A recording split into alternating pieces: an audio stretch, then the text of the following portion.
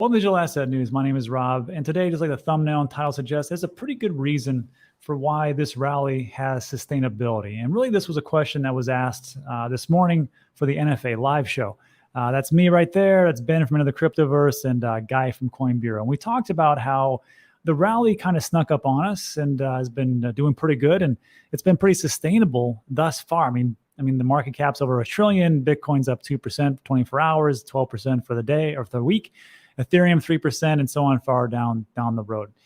And really, there's a lot of different factors that played into it, but I think one of the biggest ones is addresses by time held. And what I'm talking about, this is a metric over at End of the Block. Links in the description. You can check us out for yourself. And we can just see that there's three different criteria here. One is called hodlers, or people who have Bitcoin in a specific wallet for a year plus. That could be a year plus a month, or 2 years, or 3 years, or anything over a year. Cruisers 1 to 12 month, and traders, of course, just less than a month because they're just in and out, right? Depending on the trader, of course.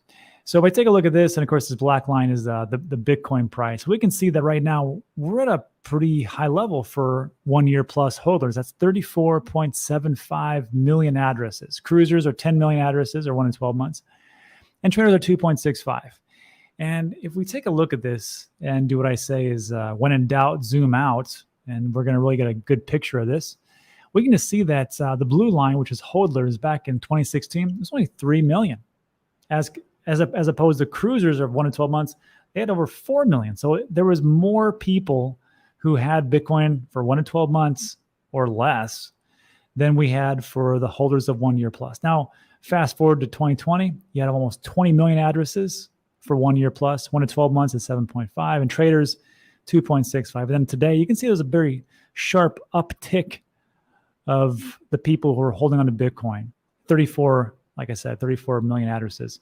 And what it comes down to is, if we take a look at holders composition by time held, what we just looked at is the highest I've ever seen it. It's 73% of people are holding on for a year or more. And then 22% 1 in 12, and less than a month is 6%. So what does that mean? That means like people like you who are watching this video, who are here in this brutal bear market, who have gone through centralized exchange failures, the Voyager, the Celsius, the BlockFi, the FTX, who have done with countless rug pulls and the different projects that just collapsed. You're still here. And I think the people right now are just like, I don't really care.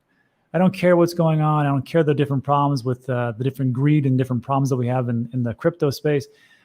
I think I know where things are going. I'm going to hold on to this for a while. And that is part of the reason why we're having such a nice little rally. Anyhow, let me know what you think about that in the comments section. But I will say, on the flip side of that same coin, this is one of the reasons why we're having problems. And I call it a big time problem. This was an article that was first featured on Fortune. And that's the game Big Time. And I've heard about this, about how great it's going to be. And it looks awesome. It looks like a pretty good, graphically intense, NFT-based game. And there's going to be a problem. So just to give you a little history, Big Time, the game itself, it raised $10.3 million from crypto investors, enjoyed a successful test launch, and pulled in millions of profit. Sounds great.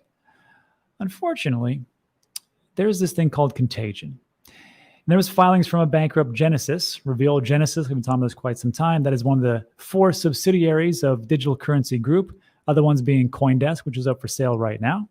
Also, you've got Grayscale Bitcoin Trust, and one of the largest, or the largest, Bitcoin mining operations on the planet, Foundry. But Genesis, through Chapter 11 documentation, revealed that Big Time, the game, plowed a large chunk of its capital not into growth, which is what they should have done, but into the high-risk crypto lender in hopes of making rewards of 5%. Can you imagine? You're taking $20 million, like, that sounds pretty good, but I can get 5% annually, and that shouldn't be too much of a risk. And now it's just locked. So that's what's happening. Anyhow, $20 million is now frozen, making one of Genesis' top creditors. That's not something you want to be on top of, or the top place. This is a reckless gamble that could imperil the future of the company, and maybe this will delay or ultimately stop the development of Big Time. I'm not for sure. I haven't talked to those guys, but it's not good when you have all your operating funds stuck in a Chapter 11 company. And to give you some background, Ari Milich, nailed it, began developing Decentraland. I think we all know the Decentraland play with Esteban Ordano in 2015. And then this is some information. I'll link in the description. You can read it. I almost fell asleep, but this part's the good stuff. So Big Time's founder was not alone among his Decentraland peers in trusting Genesis with their money. So again, $20 million. Co-founder Ordano had $25 million on Genesis through a Panamanian company called Wina Securities. Hopefully they get that back. And current Decentraland CFO Esponda had over $55 million on Genesis through a different company called Heliva International Corporation. And all that money is going to be tied up. So hopefully those two companies, which I don't even know what they do, can stay afloat. And this is where it's interesting. Decentraland Foundation, the nonprofit that oversees the Metaverse platform, revealed last week that it also had a credit against Genesis of almost $8 million. So not only are you going to see that, DCG Group also happened to be an investor, as well as one of the biggest owners of virtual land. So they're going to have the virtual land, but everything else might just be wiped away. With the circular flow of funding, the choice name for Decentraland's Central Square is going to be Genesis Plaza. I think they'll change that name after this. So again, we've been talking about contagion for quite some time.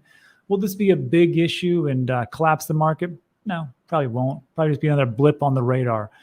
But the question that I have is how much contagion is going to happen? How far do we go down? And this is just one more company. And if there's big companies like we talked about at NFA, I think we're going to see more problems. But who knows what it could be. Anyhow, let me know what you think about that in the comment section. But there is we'll finish up on some pretty good news, which I find fascinating, which is this. Polygon just overtook Ethereum in daily active users. And you can see right here that daily active users, so look at that, near protocol, 83,000, Solana, 136,000, good for them. Ethereum, 320,000, Polygon, 340,000, and BNB chain, 800,000. And I find it interesting that if we take a look at the chains that actually are doing something, have utility, people are using, okay, so this is, if you take a look at the 1 month, the 3 month, and the 6 month, I just pull this together. Bitcoin is up 36% for the month. Over 3 months, it's up 10%. 6 months, it's down 4%. And over a year, it's down even more than that because, brutal bear market, right? But not too bad. ETH is up 32%, down -2 and -7. All right. But look at BNB, which we just saw was the highest, plus 25% for the 1 month. It's down 1% for 3 months, but it's still up 9% over 6 months, which is pretty good, quite honestly. XRP, people are using that, plus 11% for 6 months. Doge, plus 22%. But look at Polygon again, plus 24%, plus 5%, and plus 5%.